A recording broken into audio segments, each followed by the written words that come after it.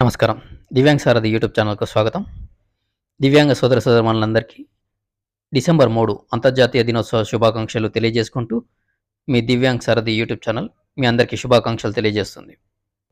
వికలాంగులందరికీ సమాజంలో సమాన అవకాశాలు, హక్కులు కల్పించి వారందరినీ అభివృద్ధిలో భాగం చేయాలనే లక్ష్యంతో 1981 సంవత్సరాన్ని అంతర్జాతీయ వికలాంగుల సంవత్సరంగా ఐక్యరాజ్యసమితి ప్రకటించింది. 1983 నుండి 1992 వరకు గల కాలాన్ని వికలాంగుల దశాబ్దంగా ఐక్యరాజ్యసమితి ప్రకటించింది. 1992 నుండి ప్రతి సంవత్సరం డిసెంబర్ 3వ తేదీన ఐక్యరాజ్యసమితి సభ్య దేశాలన్నీ దీనిలో పాల్గొనడం ప్రారంభించాయి. వికలాంగుల సమస్యలను పరిష్కరించి వారికి ఆసరానిచ్చి వారు గౌరవంగా జీవిస్తూ సాధారణ జనజీవనంలో అన్ని హక్కులు పొందేలా చూడడం కోసం సభ్య దేశాలన్నీ ఐక్యరాజ్యసమితి ఆధ్వర్యంలో డిసెంబర్ 3వ తేదీని అంతర్జాతీయ వికలాంగుల దినోత్సవంగా ప్రకటించాయి.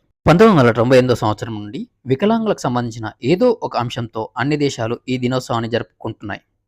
ఐక్యరాజ్యసమితి ఆధ్వర్యంలో ప్రతి సంవత్సరం ఒక థీమ్ను తీసుకొని వికలాంగులకు ఉత్సాహభరితమైన నినాదాన్ని ఇస్తూ సభ్య దేశాలన్నీ ఈ పండుగ దినాన్ని జరుపుకుంటున్నాయి.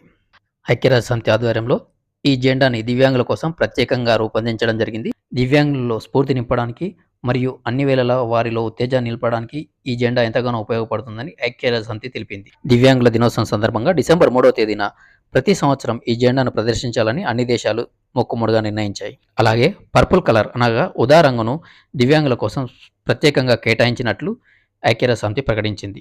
అన్ని దేశాలు దివ్యాంగుల కోసం నిర్వహించే కార్యక్రమాల్లో మరియు వస్త్రాల్లో ఈ జెండా ఉండేటట్లుగా మరియు ఉదా రంగు కలర్ కనిపించేటట్లుగా ప్రదర్శించాలని అన్ని దేశాలు నిర్ణయించాయి. దివ్యాంగుల కోసం నిర్వహించే ప్రతి కార్యక్రమంలో ఈ రెండు తప్పనిసరిగా ఉండేటట్లు నిర్ణయం తీసుకోవాలని అన్ని దేశాలు నిర్ణయించాయి. 2024-25 సంవత్సరానికి సంబంధించిన కొత్త నినాదాన్ని ఐక్యరాజ్యసమితి ప్రకటించింది. సమగ్రమైన మరియు స్థిరమైన భవిష్యత్ కోసం వికలాంగుల నాయకత్వాన్ని విస్తరించడం 2024-25 సంవత్సరానికి ఈ నినాదమే లక్ష్యంగా అన్ని దేశాలు కృషి చేయాలని ఐక్యరాజ్యసమితి తెలిపింది. ఈ సంవత్సరం ఇదే థీమ్తో ముందుకొస్తున్నామని ఐక్యరాజ్యసమితి తెలిపింది.